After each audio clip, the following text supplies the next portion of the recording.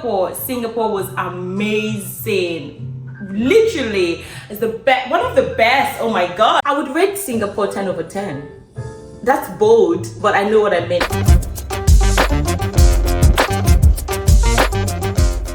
Hi guys, welcome to my channel. I know it's been a minute, I know, and I promise to prioritize this channel more this year because there's a lot of information I need to give out there, and I hope you really enjoy them, and I'm anticipating just like me. So I'm in Southeast Asia. I'm in Asia for the very first time. Oh my god, I'm pumped. To say I'm elated is an understatement. So I'm currently in Malaysia, Kuala Lumpur. I'm spending 5 days here, and I'm only just returning from Singapore. Singapore was amazing. Literally, it's the best, one of the best. Oh my god, if not the best I've been. This video is just going to be basically running you through visa application and visa requirements and immigration protocols that you need to know before arriving in Singapore. And if you're a visa required citizen like me, Nigerian, I'm about to tell you how to go about your visa application step by step to the best of my knowledge. And if you have any questions or anything, just put a comment down in the comment section below, and I'll be sure to personally reach out to you. Okay, and then the last thing would be I'm going to be talking about the processing times, like I said, and the visa fees. And without any further ado, let's jump right into it. I'm going to be reading some things off my notes, so I am very precise and straight to the point and not wasting your time. So when I decided to visit Singapore, I thought it would be nice to visit Malaysia too, because it's just 1 hour away. And then so I went just on because I live in Ireland, so I went to the website of the commission, Singapore Eye Commission in Ireland, and I realized that they literally recently just closed down their embassy, and that was really annoying because it meant that I had to apply from the UK. And so I reached out to VFS in the UK, and I told them, see, I'm not going to come to the UK to apply for this visa. And they were like, oh sure, that's perfect. You could authorize someone to drop off your documents and then pick up for you at the same time. I was like, that works for me, that's perfect. And so they sent me a checklist. I'm going to put a link to that in the description box below, and the checklist contains the application form, which is downloadable. You don't have to fill anything online, you just have to download the application form, fill it up, and then add it up to your documents to take to the application center. And one of the things that are important to note is that the application form is very important, like I said, and if you are authorizing someone just like I did, you have to also download an authorized, it's called an authorization letter, really filled and signed if applicable, and that was applicable to me, which I did. Fairly easy, fairly simple. And then secondly, before that, you also have to book your appointment with VFS. In my case, it was VFS. It might not be in your country, it might not be the case in your country, it might just be that you go directly to the Singapore Eye Commission in your country and you book an appointment and apply there. But like I said, you have to look locally to how you have to start the process. So for me, like I said, I just Google searched Singapore Embassy in Ireland, and it directed me way back to VFS, and that was how I landed. That was how I ended up applying for my visa in the UK. If they had not closed their embassy in Ireland, it probably would have been easier for me to just book an appointment with them and go there.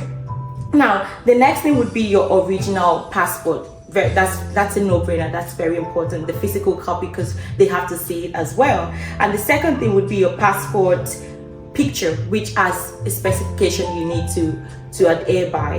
The next thing would be your IRP, your residency permit, your whatever kind of permit you have for the country you're residing in, if you're residing out of your own country. However, if you're not residing out of your own country, easy peasy, just go there with your passport and maybe any other driving license or means of identification you might have. And the next thing would be now I usually use booking.com. Well, I know I've been using them for years now. I'm just kind of like loyal to them.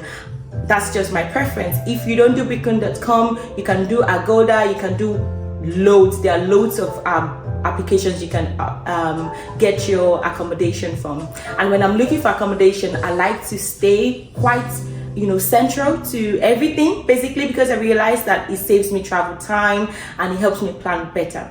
So I went on booking.com as usual. I scanned through the tons of hotels in Singapore that was within my budget, and I found this lovely, pleasant, beautiful. Oh my god, I'm going to put that as well in my description box below. And then I just booked it. I didn't pay for that. I'm not always in the habit of paying for my hotel beforehand, because you know your travel plans might change and you know unforeseen circumstances might set in. I just booked my days and I had the print out confirmation of the accommodation. I added that to my documents as well. The next thing would be, this is crucial now, crucial guys, your ticket has to be confirmed. You literally have to buy your ticket to travel. There is no booking and holding, there is no one of those other things. It's basically just buy your ticket, come to our country, easy peasy. So I bought my ticket. I'm on this trip in April, and I had already started planning since January. So I bought my multi-trip ticket that was from Ireland to Doha. I flew Qatar, from Ireland to Doha, Doha to Singapore, Changi Airport, from Singapore to Malaysia, Kuala Lumpur, from Kuala Lumpur back to Doha, and Doha back to Ireland. So that's called a multi-trip destination. And I think multi-trip destinations are very good in terms of it condenses the price and it makes it a lot more workable for you, and it puts everything in one. And it doesn't have to be dates that are closer to each other. You could have your first leg in the first month and have your last leg in the later month. You know what I mean? It doesn't have to be a full-blown stretch of time. It could just be basically months apart, weeks apart. It doesn't matter. So you have to buy your tickets, like I said, and you have to print it out as it's shown on the website. So I bought my ticket on Expedia. Now I had to go to Qatar Airways and also check that and put that ticket on the booking reference on their website and generate their own confirmation of flight. So it's quite different from the one I got on Expedia, and that's the one I suppose you would take to the visa application center when I leave there. So the next thing would be if you have a local contact in Singapore, you have to also download another form that shows that details and their contact information and address and all of that. But that didn't apply to me, so I didn't have to bother. And the last thing would be that you basically just have to gather all your documents. Like I said, once you gather all your documents, it's time for you to head off to your visa application center.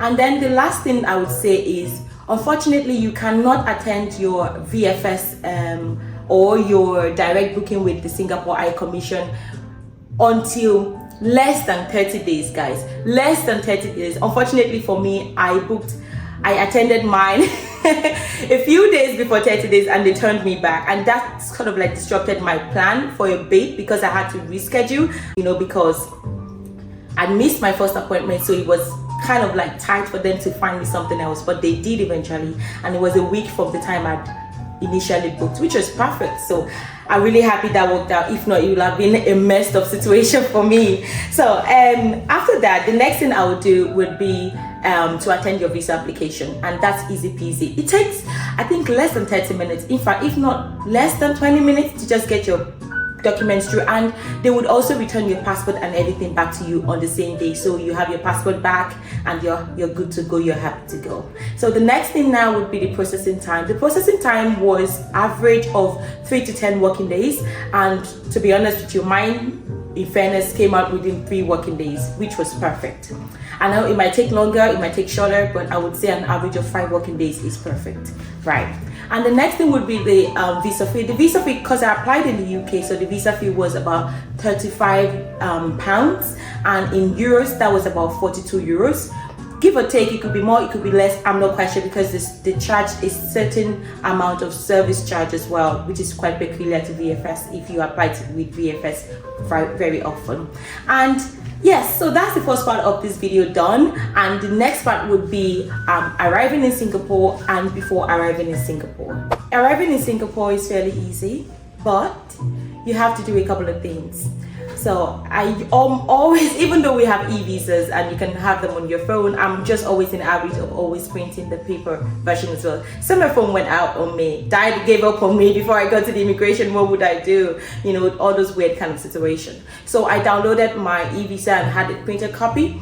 And in the e-visa, you would see some instructions that say you should download an app and fill that form 3 days before your arrival. It's called the ICA mobile app, and the form is called the SGCA, Singapore arrival card, sorry, SGAC. So Singapore arrival card, you need to, this applies to both residents, both citizens of Singapore, so both tourists, both any kind of category of people. So basically you need to download that app, have it on your phone, and fill that app up 3 days before you arrive in Singapore. Say you're arriving in 3 days time, you could fill it today, you could fill it tomorrow, or on the day of your arrival. But I would say don't leave it to the last time, because you could forget, and if you do forget, it would cost you some time, having to wait around at the airport and filling that form. You know what I mean? So I filled my form a day before I traveled, Next thing would be, I'm sorry guys, if you love having stamps on your passport just like me, Singapore wouldn't give you a single stamp, okay? So they stopped stamping passports, I think a while back. What they do is they give you, it's called an e-pass. Once you pass through the immigration, and say before you even get settled in your hotel that day, you would get an email confirmation from them saying, I'm gonna read that out for you. Welcome to Singapore, Immigration Act 1959, visit pass. So they're gonna send you an email referencing that and stating how many days you are allowed in Singapore and the day you are you ought to leave Singapore. So for me, I was given exactly 30 days, which was as expected. It could be less, but I'm not quite sure it could be more now, except I felt like, okay, Singapore is now my home, which absolutely wasn't part of my plan. So that's that on that. And the next thing would be that yes, so when you arrive in Singapore, it's fairly easy. I took the train to my hotel, and all you have to look for is just signs to say to the city, okay? And right in the airport there, you are able to take a train that takes you out of there. And if you don't want to take a train and don't want to be hopping on public transport just like me, because it's part of my experience, here is something you could do. Before getting to Singapore, download Grab, G-R-A-B. It's a taxi app just like Uber, but it's peculiar to Southeast Asia. And I promise you, it is affordable, it's on time, and it is accurate.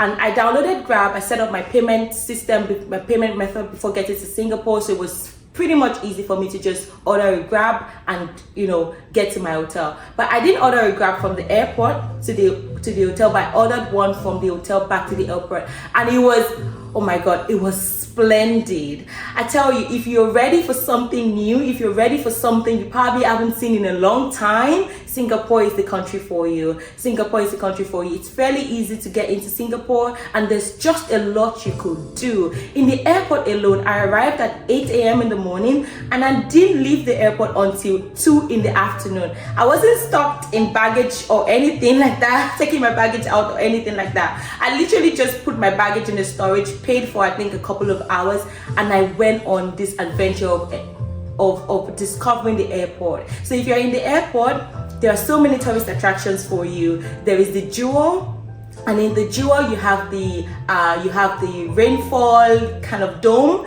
where you'll be ready to see a lot of people now and struggle for a photo spot, but it's worth it. The Jewel, the canopy walk, and there are tons of restaurants for you to eat. Oh my god, you probably wouldn't even go hungry for a second. You'll be spoiled for choice. It's like a village, if you get what I'm saying.